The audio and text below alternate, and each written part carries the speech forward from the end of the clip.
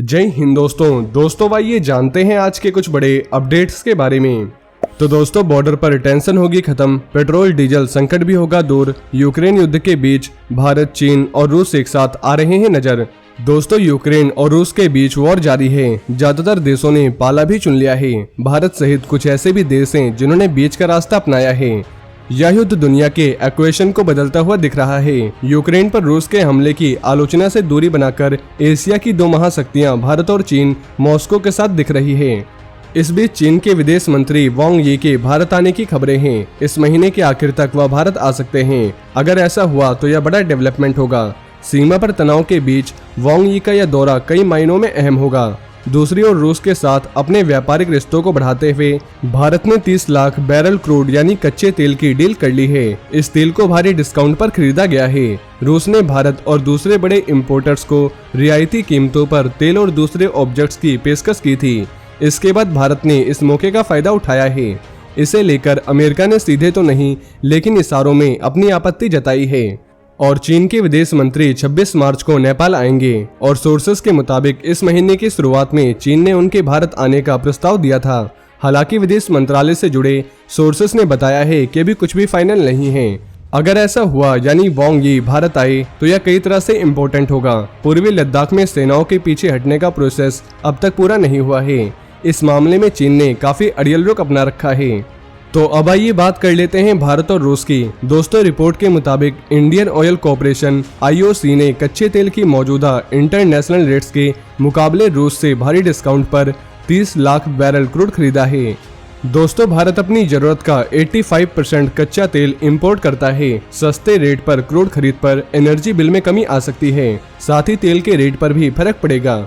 भारत अपनी कच्चे तेल जरूरतों का सिर्फ 1.3% ही रूस से खरीदता है। वहीं चीन और पाकिस्तान से तनाव के बीच एयरफोर्स के लिए चिंता बढ़ाने वाली बात सामने आई है। डिफेंस मंत्रालय की संसदीय समिति की एक रिपोर्ट में बताया गया है कि एयरफोर्स के पास 42 स्क्वाड्रन होने चाहिए, लेकिन इसमें कम है। ये रिपोर्ट बुधवार को ही लोकसभा में पेश की गई। इस रिपोर्ट में तीनों सेनाओं में जवानों और अफसरों की कमी भी बताई गई है। समिति की रिपोर्ट के मुताबिक इंडियन एयरफोर्स के पास 42 स्क्वाड्रन होनी चाहिए, लेकिन अभी इसमें कम है। आने वाले सालों में पुराने जेट्स भी रिटायर हो जाएंगे, जिससे स्क्वाड्रन और भी कम हो जाएगी। रिपोर्ट में बताया गया है कि एयरफोर्स के पास 2050 ट्रांसपोर्ट एयरक्राफ्ट है, जिनमें मेन रूप से AN-32 और एब्रो शामिल है। दोनों जहाजों की संख्या लगातार कम हो रही है और 2032 तक एब्रो पूरी तरह से खत्म हो जाएंगे। वायुसेना के पास अभी करीब 500 हेलीकॉप्टर्स हैं और ये भी 2032 तक खत्म हो जाएंगे। इसके अलावा चेतक, चीता और चीतल प्लेन भी 2032 तक खत्म हो जाएंगे। और संसदीय समिति को एयरफोर्स के एक ऑफिसर ने बताया कि एयरफोर्स अगले कुछ सालों में पूरी तरह स्वदेशी हथियारों पर ही निर्भर रहेगी। एयरफोर्स ने 83 LCA Mk1 की डील की है, जिसकी डिलीवरी 2024 से शुरू हो जाएगी। LCA Mk1 से 4 स्क्वाड्रन बनेगी और ये जेट MiG-21 को रिप्लेस करेंगे। इसके साथ ही हिंदुस्तान एरोनॉटिक्स लिमिटेड HAL के साथ LCH और LUH हेलीकॉप्टर खरीद को लेकर भी बात चल रही है। इनके अलावा C-295 ट्रांसपोर्ट एयरक्राफ्ट की भी डील हो चुकी है। मिसाइलों के लिए सरफेस टू एयर वेपन में ब्रह्मोस, MRSAM और एयर टू एयर मिसाइल में अस्त्र और सरफेस टू एयर मिसाइल में आकाश को भी स्वदेशी तकनीक से बनाया जाएगा। और स्वदेशी तकनीक से बने रडार भी एयरफोर्स में शामिल होंगे, जिनमें अश्लेषा, रोहिणी, श्री और PR शामिल हैं। वहीं पूर्वी लद्दाख में चीन के साथ मिलिट्री टकराव कम होने के संकेत नहीं दिख रहे। लगातार भारतीय सशस्त्र बलों के मॉडर्नाइजेशन की बात की जा रही है, लेकिन फैक्ट यह भी सामने आया है कि मिलिट्री फोर्सेस के मॉडर्नाइजेशन के लिए 2022 से 23 के लिए दिए जाने वाले बजट में लगभग 63,000 करोड़ रुपए कम मिले हैं। इस पर संसदीय समिति ने चिंता व्यक्त की है। सेना को केवल 32,115 करोड़ रुपए मिले हैं। उसने 46,844 करोड़ रुपए की आवश्यकता का अनुमान लगाया था। एयरफोर्स को 85,323 करोड़ रुपए के बजाय 56,852 करोड़ रुपए मिले हैं और नेवी को 67,623 करोड़ रुपए के बजाय 47,591 करोड़ रुपए मिले हैं। कुल मिलाकर डिफेंस सर्विसेज के लिए 4.87 लाख करोड़ रुपए के अनुमान के मुकाबले 3.85 लाख करोड़ रुपए आवंटित किए गए हैं। संसदीय स्थायी समिति ने बुधवार को कहा कि चीन और पाकिस्तान के साथ बढ़े हुए तनाव के बीच ऐसी स्थिति देश की रक्षा तैयारियों के लिए अनुकूल नहीं है, इसलिए ऐसे समय कोई भी कटौती नहीं करनी चाहिए। वहीं किसी इमारत का ढांचा खड़ा करने और उसे पूरा करने में महीनों का समय लगता है, लेकिन बेंगलुरु में एक ऐसी इमारत खड़ी की गई है जो रिकॉर्ड समय में बनी है। 7 मंजिला इस इमारत को रक्षा अनुसंधान एवं विकास संगठन DRDO ने बेंगलुरु के एरोनॉटिकल डेवलपमेंट एस्टेब्लिशमेंट ADE में मात्र 45 दिनों में खड़ा कर दिया है।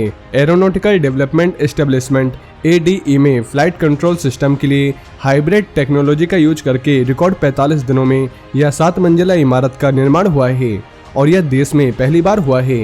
इस 7 मंजिला इमारत में इंडियन एयर फोर्स के लिए 5th जनरेशन के मीडियम वेट फाइटर जेट को बनाया जाएगा। वहीं गोवा में patrol ship Indian Coast Guard Saksham को सेवा में शामिल किया गया है। सक्षम 105 मीटर अब तटीय पेट्रोल शिप की सीरीज में 5वां जहाज है। गोवा में बुधवार को secretary of defence Ajay Kumar ने डायरेक्टर जनरल VS पठानिया और सीनियर गवर्नमेंट ऑफिसर्स की उपस्थिति में इसका शुभारंभ किया है। 5 ऑफिसर पेट्रोल वेसल्स OPV की श्रृंखला में OPV सक्षम 5वें स्थान पर है। इसे प्रधानमंत्री नरेंद्र मोदी के मेक इन इंडिया के तहत messrs Goa shipyard limited GSL द्वारा स्वदेशी रूप से डिजाइन और निर्मित किया गया है। ये शिप एडवांस नेविगेशन और कम्युनिकेशन इक्विपमेंट, सेंसर और मशीनरी से लैस है। यह 105 स्क्वायर मीटर यानी 344 फीट 6 इंच लंबा और इसका वजन लगभग 2400 टन है। इसमें integrated bridge system, power management system, integrated machinery control system और high power external fire fighting system लगाया गया है। यह जहाज अपने आप में कई शक्तियों को समेटे हुए है। इंडियन कोस्ट गार्ड शिप सक्षम डबल इंजन लाइट हेलीकॉप्टर और 5 हाई स्पीड बोट के साथ साथ सर्च, रेस्क्यू और मैरीटाइम पेट्रोल के लिए डिजाइन किया गया है। तो दोस्तों, ये थे आज के कुछ बड़े डिफेंस अपडेट। इसके अलावा अगर आप भारतीय सेना से जुड़ी ऐसी और भी जानकारी जानना चाहते हैं तो आपको हमारे दूसरे चैनल डिफेंस एनालिसिस पे मिल जाएगी, जिसकी लिंक आपको नीचे डिस्क्रिप्शन में मिल जाएगी। और इस वीडियो से जुड़े अगर आपके मन में कोई भी सवाल हो तो आप नीचे कमेंट बॉक्स में हमसे पूछ सकते हैं। हम आपको जवाब देने की पूरी कोशिश करेंगे। और ये वीडियो अगर आपको पसंद आई हो तो वीडियो को ज़्यादा से ज़्यादा शेयर करें और चैनल को सब्सक्राइब करना ना भूलें। जय हिंद, जय भारत।